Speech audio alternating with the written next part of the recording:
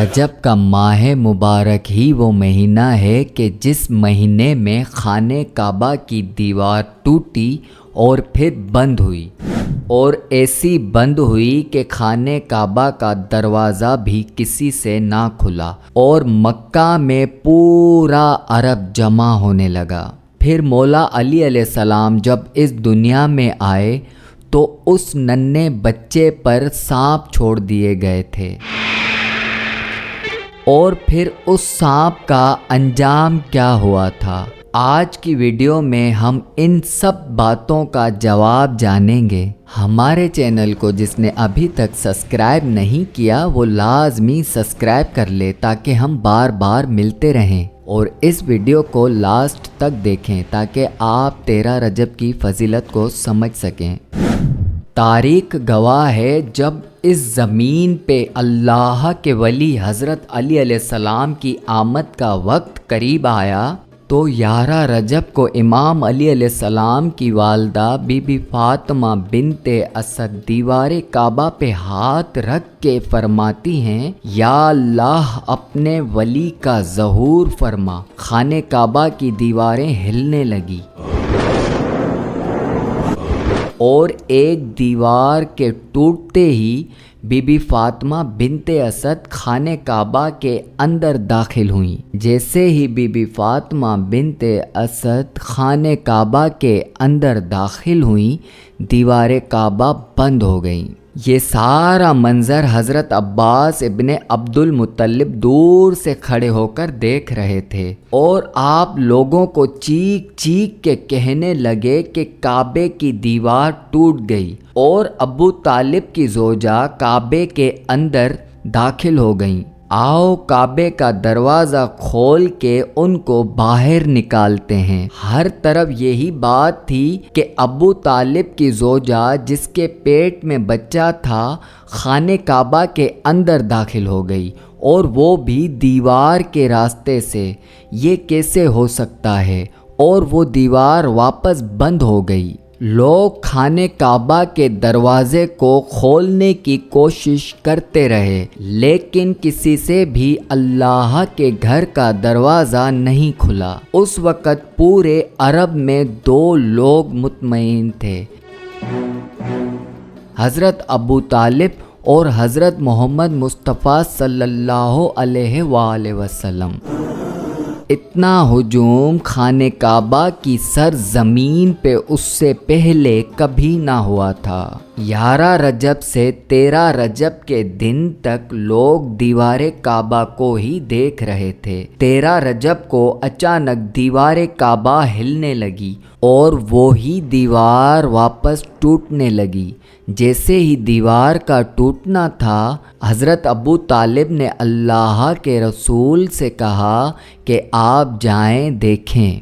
جیسے ہی اللہ کے رسول حضرت محمد مصطفیٰ صلی اللہ علیہ وآلہ وسلم خانہ کعبہ میں داخل ہوئے تو آپ نے دیکھا کہ ایک بچہ جس کے نور سے پورا خانہ کعبہ چمک رہا تھا، لیکن آپ نے دیکھا کہ امام علی علیہ السلام کی والدہ پریشان ہے۔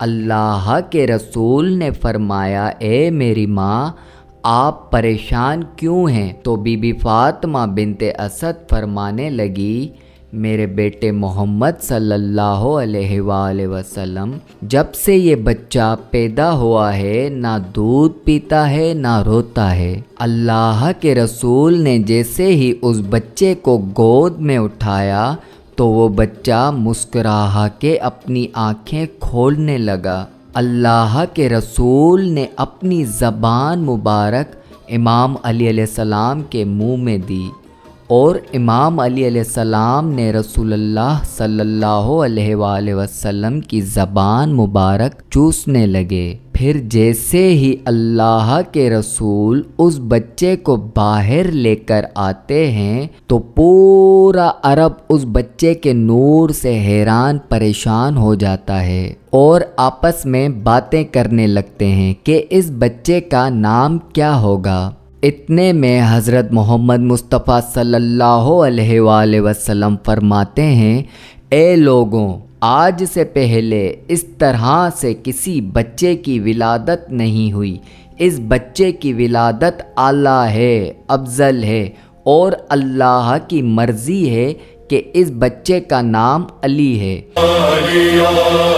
علی کا مطلب وہ بلندی ہے جس بلندی پہ کوئی پہنچ نہ سکے، اور پھر پورے عرب کی سرزمین پہ علی علی کی صدا بلند ہونے لگی، ہر طرف علی علی تھا۔ اس زمانہ جہالت میں عربوں میں ایک رسم ہوا کرتی تھی، جب بھی کوئی بچہ پیدا ہوتا تھا تو اس بچے پہ سانپ چھوڑ دیے جاتے تھے۔ عربوں کا یہ ماننا تھا کہ اگر کوئی بچہ اس سانپ کے ڈسنے سے بچ جائے تو وہ ہمارے لیے قابل احترام ہوگا اور وہ اپنی باپ کی اولاد ہوگا، اور جو بچہ سانپ کے ڈسنے سے مر جائے تو وہ اپنی باپ کی اولاد نہ تھا، اس لیے وہ ہمارے لیے قابل احترام نہیں ہے۔ تو ایک منافق نے حضرت ابو طالب سے کہا کہ اے ابو طالب، کیا تم وہ رسم نہیں کرو گے؟ تو حضرت ابو طالب نے اللہ کے رسول کو دیکھا اور حضرت علی علیہ السلام کو دیکھا، اور حضرت علی علیہ السلام کو ایک جگہ رکھ کر کہنے لگے، لاؤ اس سانپ کو جس پہ تم کو ناز ہے۔ اور پھر حضرت علی علیہ السلام جو کہ ابھی پیدائشی بچے تھے، ان پہ سانپ کو چھوڑ دیا گیا۔ جیسے ہی وہ سانپ حضرت علی علیہ السلام کے قریب آیا تو مولا علی علیہ السلام نے اپنے ننھے ہاتھوں سے اس سانپ کو چیر پھاڑ دیا۔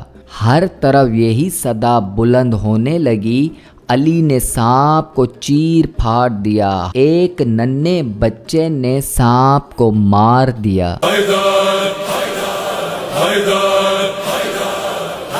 اپنے دوستوں کے ساتھ اس ویڈیو کو لازمی شیئر کرنا تاکہ ان کو بھی 13 رجب کی مکمل معلومات مل سکے۔